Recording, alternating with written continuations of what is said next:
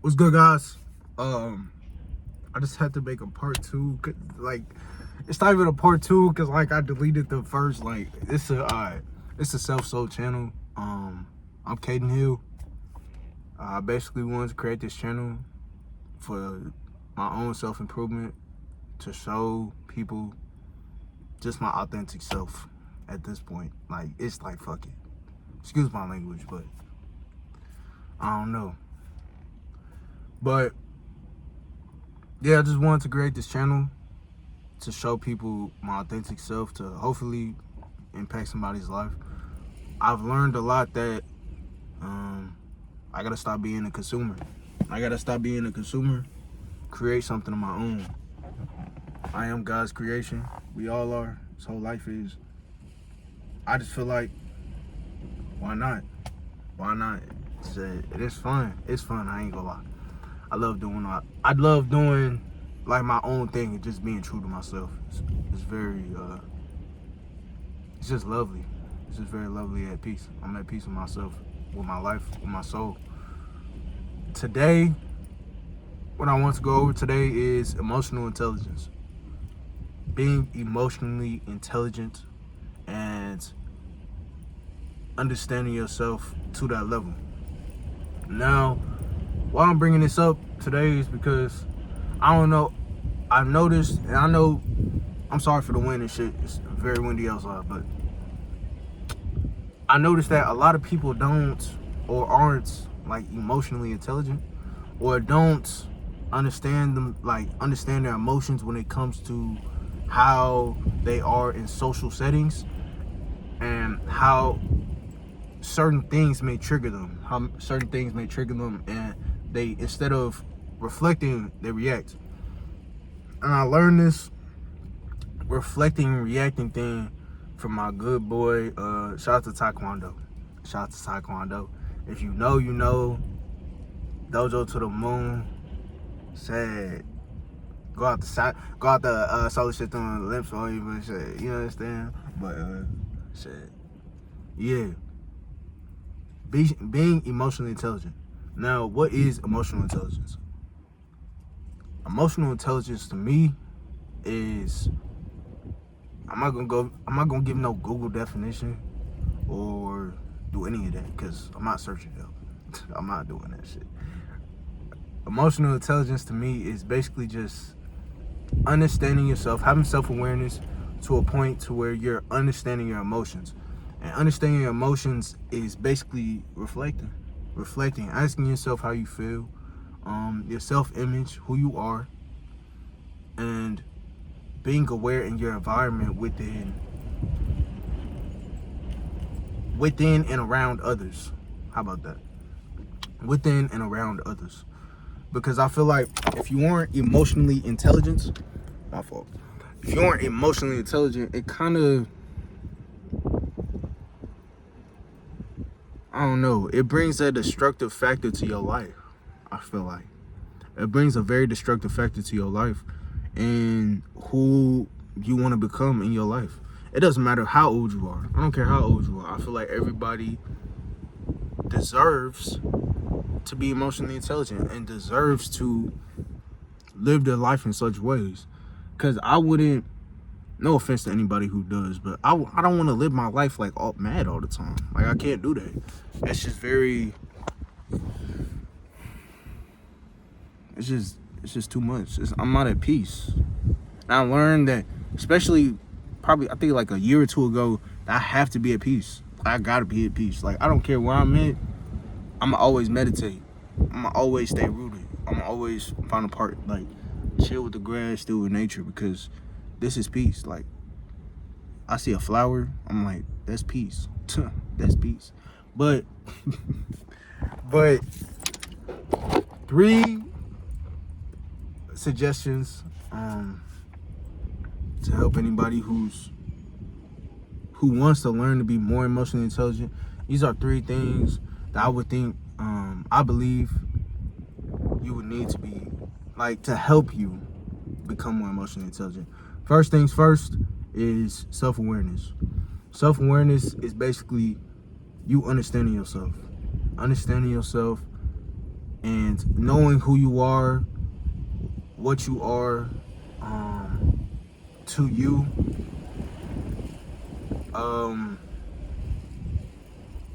and how you view yourself, like how you view you. You viewing yourself in a negative way, you're gonna get negative things within your life. And it's not saying like you want negative things, but it's just how you view yourself. How you view yourself is what your reality is. Your inner world creates your outer world. I don't know if you ever heard of that, or if anybody's ever heard of that, but that's a saying I heard from a while ago. And ever since I heard that, it kind of clicked for me. It was just like, my inner world creates my outer world. Like, what I think and how I think and the way that I move throughout my life creates the things that I want for myself. And it's really self-explanatory. And it goes with all things, but that's on another topic on another day. Shad. But first things first, self-awareness. Having no self-awareness can help dwindle and hurt your emotional intelligence, because you don't understand yourself. You don't understand how you feel. You don't ask yourself how you feel. Your self-image is bad, which then affects how you interact with others, how you talk to your family, how you talk to friends, how you talk to associates. You talking to these people, and if someone, and this is a part of like the philosophy of Stoicism, not taking things personally, not taking things taking things with a grain of salt, but especially from the people around you, like not always taking things personally. Even when someone disrespects you, I would still, as a human being, me personally, I still want to have a level head and reflect and then move how I move. You understand? And after reflecting, how you move is how you move. Either way, even if you react, how you move is how you move. But it's just, I feel like reflecting helps more, and we're gonna get to that. But self-awareness is key. One thing I would suggest when it comes to self-awareness is just asking yourself how you feel, and telling yourself that you love yourself, doing things that you genuinely do love and want to do within your life. The second thing, help with emotional intelligence, and this helps with self-awareness as well. Journaling is very important. Now, I know a lot of people don't write, and I don't see that as a good thing. I'm gonna keep it all being English, or let me not even say English, but any form of calligraphy is very important within your life, because I believe you don't know how to write, you can't truly express how you feel in a written form. And it's not the worst thing, but I feel like it's a thing you do want to it's a skill you do want to build upon for yourself. Journaling helps because it gets down your thoughts. Like, you could get down your thoughts. And I started journaling probably like my freshman and sophomore year, and it would just be about like just bullshit, like not bullshit, but things that were happening within my life, and me telling myself X, Y, and Z, and how I wanted to improve upon myself and my soul. Even though I didn't know how to, I was just writing shit. But it helped me get down my thoughts. And it helps for reflection, like reflecting back. If you want to look back at your journal and see how you were thinking during a certain time frame, and now how you're thinking now. You understand? It's just a shift in mindset. Because the more you journal, the more you understand your thoughts, and your thoughts can just flow. Like, you could just boom, like, you understand? And that's what I believe. I ain't gonna lie, I feel like journaling or writing in general creates good writers. And I think people know this, but I'm just saying. Journaling is very important. And that could be from journaling about your day to a topic that you have in your mind. Journaling could be a form of meditation if you want it to be. Spiritual practice. Journaling, you could journal how you plan out your day, your goals. Journal anything. Like, just let it be your own shit. You know what I'm saying? Let it be your own shit. Let it be your own thing. But That's the second thing. That helps with your emotions because, like I said, it helps your thoughts flow more, understanding yourself, and helps with moving in a more sounded mind. When you go out, your thoughts are not so out of place. It's so, in my opinion, just everywhere, but it's kind of more in the present moments, in my opinion. The last thing I say to help with emotional intelligence, and I mentioned it, is reflection. Reflection is very important, guys. I say this because when you learn the difference between the double R's, you get it all. You understand? You get it. You get it. Double R's, reacting and reflecting. Reacting and reflecting. When you react, it's more of a trigger. Like someone triggers you. Both are triggers. Both have triggers, but both have different approaches to the trigger. You know what I'm saying? The reaction person, when they get triggered, they automatically jump at it. It's kind of like like a lion not taking its time with its prey. Like it's just trying to, like right when it sees its prey, it's just jumping on it instead of genuinely seeing how its prey is moving, studying its prey, and like looking back upon its prey and kind of like, okay, okay, it's going over here. Okay, boom. And then you get it. You understand? But when you react, you're kind of, in my opinion, especially to a trigger, whatever trigger you have, as a person, because everybody has different triggers or emotional triggers.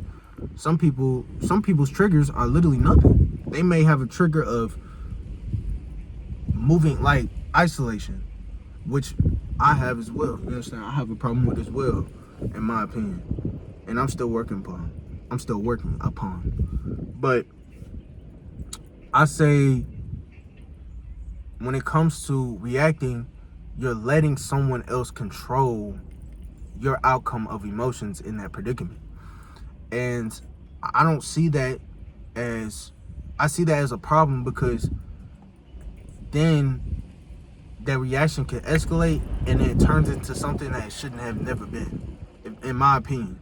But really, it should never be, because once you start to understand to not take things personally from anybody in this world, those reactions turn into reflections, because you understand how someone is moving, or you question how someone is moving in that moment, and then you make that decision. And that questioning and that reflection, thinking back, okay, let me not move this way. You understand? Even though this is how I'm feeling, let me not move this way, because this can end up like this. So it helps with those situations, reflecting, because when in reaction, you're letting someone control that outcome. In reflection, a reflection person, they're creating that outcome for themselves, and which is our whole lives. And this is why we should reflect, because we as human beings create our own reality. Why would I want someone else to create my reality or control my emotions when I literally control my emotions? You know what I'm saying? And that's why when it comes to certain situations, I don't feel sad for people, because you let that person get you there. You know what I'm saying? You let that person get you there. And it's like, how about let's do better? You know what I'm saying? How about let's do better and find ways to not do that? Because crashing out and doing all that, it's not necessary at all. Not necessary at all, but come certain situations, it may be, but I don't think it's necessary for real. But reflection is very important. Helps with emotional intelligence, because you create your own outcome when it comes to your emotions. But to get to reflection, you got to get to self-awareness first. You got to be self-aware. You got to understand yourself. If you don't understand yourself, you can't reflect, because you don't know what you're reflecting upon. You just like thinking. You're just thinking at that point. You know what I'm saying? But when it comes to reflection, you're actually putting in the work within the time, within the moment. Because even though it may be quick, it's the self-awareness that helps, because then when that trigger does come, it's like, this person, I wonder why they're doing this, or how am I feeling? How am I feeling this moment, first of all? Then evaluate how you feel and then move from there. But not in a careless or out of pocket way or in a disrespectful way. Because I don't know. In my opinion, I don't think anybody should disturb anybody's peace. But if somebody disturbs your peace, I still don't think it's right to disturb somebody else's peace, if that makes sense. And it's kind of like, damn, bro, like, it's kind of hard to say, but I just don't believe so. I don't think people should do that to each other, because it kind of just dumb it down to somebody else's level, and I don't believe we as humans should do that. But yeah, it's a beautiful day outside. I'm not gonna lie, it's a very beautiful day outside. That was today's video, emotional intelligence.